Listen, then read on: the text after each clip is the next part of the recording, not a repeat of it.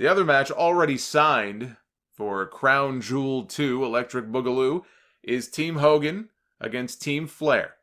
We don't yet know all the members other than it's going to be Seth Rollins captaining Team Hogan. We've got Randy Orton captaining Team Flair. And while he is not wrestling there, Hulk Hogan gave an interview to the LA Times earlier this week pitching for one last match. He is pitching for a retirement match, and he is pitching for a retirement match against Vince McMahon. He also buried the shit out of Impact. This is what he said. He said, I talked to Vince, and I said, I really don't know if I could live with myself, knowing that my last match was with TNA. If I can get my back fixed, I pray that I can have one more match. I told Vince, when I get through this back surgery, I'm going to get in the best shape of my life, and we're going to talk about me having one last retirement match, implying that there have been multiple retirement matches. I'd love for it to be against Vince. I had such a great time against him in the ring at WrestleMania 19. I had no idea what to expect from him, but he's a great bad guy. His timing is great. I loved wrestling him, but everything he does hurts. When you're in the ring with someone and they're hurting you, you kind of pinch them on the wrist. That whole match, I was doing that to Vince. I was like, Vince, take it easy. Everything he does hurts, but I would love to get back in the ring with him one more time for my last match. That would be perfect. Hulk Hogan is 66 years old. And I will say that if you look at Hogan, aside from the fake hair, which he admits is fake, and the tan and the leathery skin and everything else, he keeps himself in very good shape. He still goes and hits the gym. He's got the big pythons. They may not be 24 inches anymore, but he's got the big guns. So I'm not even saying that Hogan, isn't, quote, in shape. Most people will not look the way that he looks at 66 years old. So let me just say that first.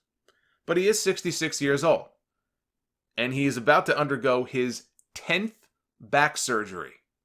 Let me repeat that. 10th back surgery. I don't know if he's doing it before Crown Jewel, if he's going to wait until after Crown Jewel, but he has admitted that he's about to go under the knife yet again because his back is so screwed up.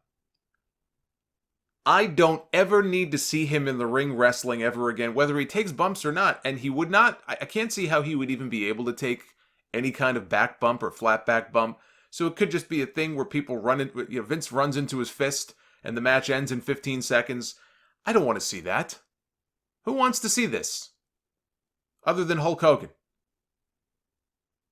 His last match was on January 27, 2012. There was a 6-man tag team match in TNA against the Aces and Eights the following year that I guess technically he was a part of. This would have been in 2013, but he didn't show up for it until the very end. And they did this angle where he was beaten up in the back so you didn't see it. And towards the end of the match, they dragged his dead carcass out onto the ramp. But he never actually wrestled, so I'm not even going to count that. January 27, 2012. In Manchester, England, it was Hulk Hogan, Sting, and James Storm against Kurt Angle, Bully Ray, and Bobby Roode. A match that Hogan's team won. The last big match, the last big singles match of Hogan's career that aired on pay-per-view was Bound for Glory, 2011 against Sting. A match that was better than it had any right to be. I was actively watching TNA at the time, and I remember watching that match and thinking, I didn't expect that match. I mean, good is a relative term, but I didn't expect that match to be as good as it was. And Hogan took bumps, he took back bumps, he did the best that he could. He could barely move, but he did the best that he could. They both bled. It was like this old school double juice, Legends match, but the people ate it up. The people in the arena ate it up. And that was a match that Hogan lost. He submitted to the Scorpion Deathlock. He put the other guy over. I can understand him feeling like he never had the chance to go out on his own terms, on a really big stage, like at a WrestleMania, in the company that he called home for so many years. Were it not for Hogan, there wouldn't be a WrestleMania today. I firmly believe that. The guy headlined, with the first... Well, I mean, technically he didn't headline 4, although he was part of it. But the guy basically headlined what felt like the first 7 or 8 WrestleManias. You're going to tell me WrestleMania would be where it is today were it not for the star power of Hulk Hogan? You're crazy if you say otherwise. So, give the guy his due. I can understand him feeling that way. But I got to tell you, I got to stick up for TNA on this. And I'm not sticking up for the current regime or anything like that, because there's a lot of things going on right now that are very unbecoming when it comes to Anthem and the stuff with Killer Cross and all that. But I will stick up for TNA, back then on this. For about 3 years, for a period of about 3 years, Impact was the Hulk Hogan show. They gave him a big contract. I don't know how much he made, but believe me, he was not working for TNA for chump change. So they paid him good money, they gave him a big contract, and he basically dominated the show. He didn't do much in the way of wrestling, although he did wrestle a little bit. But he was more just a character on the show, and he went back from babyface to heel, back to babyface. It was the Hogan and Bischoff show for a period of about 3 years. He was all over that show. And that Bound for Glory match, if that is the last memory that people have of him in the ring, that is not a bad way for him to go out. He took bumps, he put the other guy over. They had a match where they didn't completely embarrass themselves. I mean, Sting could still go at that point. It wasn't a matter of Sting looking all that bad. It was, how good of a match can you get out of Hogan? Hogan gave the best that he could. And then when the match was over and Sting was being beaten down by Ric Flair and beaten down by Scott Steiner and beaten down by Bully Ray and Gunner. Yeah, which one of these doesn't belong? Sting's a bloody mess. He's crawling over. He's clawing at Hogan's legs. Hogan, help me, help me. Hogan looks to the crowd. The crowd is starting to, they're starting to get all amped up. They know what's coming. This is back when Impact had crowds. And the people went ape shit when Hogan ripped his shirt off, bloody and all, and he hulked up. People went crazy.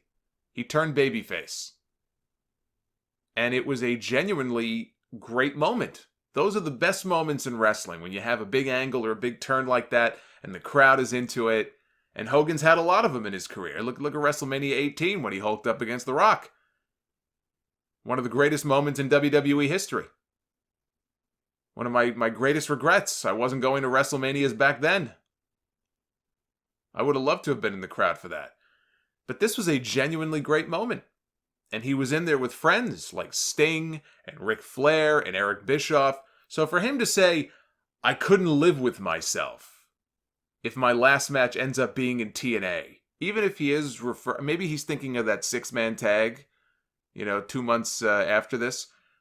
Either way, that is a cheap shot, and it says more about Hogan, I think, than anything else that he would say something like that. As someone who grew up a Hogan fan, I grew up a Hulkamaniac, and who used to buy the action figures and all that when I was younger, I would much rather have that be my lasting memory of Hulk Hogan's final match than him barely able to walk, embarrassing himself in the ring with another senior citizen who has no business being in the ring.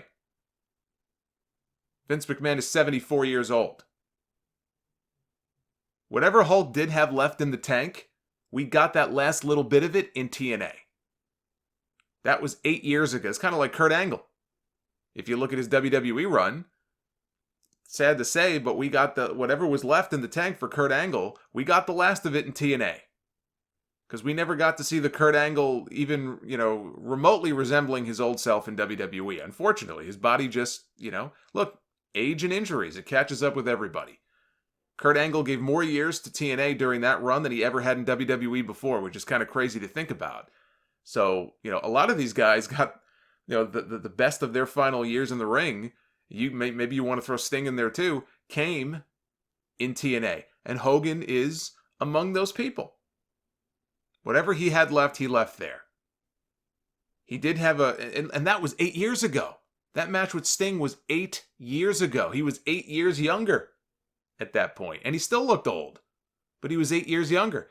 Since he's come back to WWE, he had a great WrestleMania moment in the ring with Stone Cold and The Rock in New Orleans. One of the great WrestleMania segments, having those three in the ring together at the same time. The following year, WrestleMania, he came out, he reunited, got a big pop with his NWO buddies for that big run-in in the Sting and Triple H match.